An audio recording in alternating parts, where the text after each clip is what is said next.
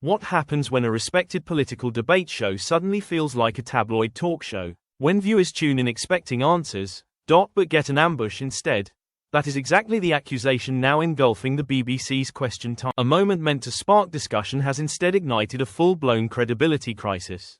Tonight, we break down the broadcast being called a car crash, and why critics say the BBC has finally crossed a line it can't walk back. The latest episode was already set to be explosive. A special immigration edition, broadcast from Dover.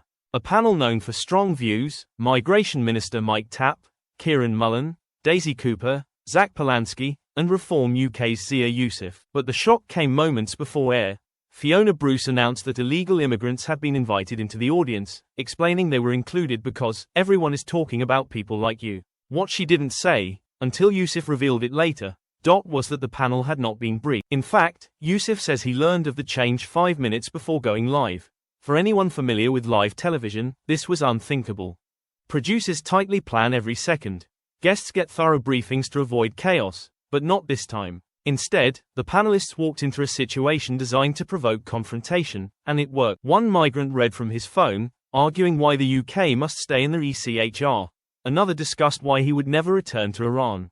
These were emotional moments, but also moments many felt were engineered to corner Yusuf in particular. And the reaction was immediate. Viewers erupted. MP Richard Tice accused the BBC of coaching migrants after spotting what looked like a headset. Commenters called the programme scripted propaganda. Others said it resembled the Jerry Springer Show. A setup designed not to inform, but to provoke. Fran Winston, analysing the episode, went further. She argued the BBC deliberately withheld key information to create an antagonistic confrontation. And when the row between Yusuf and the small boat migrant erupted, the moment the producers may have hoped for, finally arrived. But the backlash was bigger than the drama. Many felt the BBC wasn't hosting a debate, it was manufacturing one. And this is where the crisis became unavoidable. Accusations that the BBC is losing the last thread of public trust. The BBC insists the episode simply reflected a range of voices.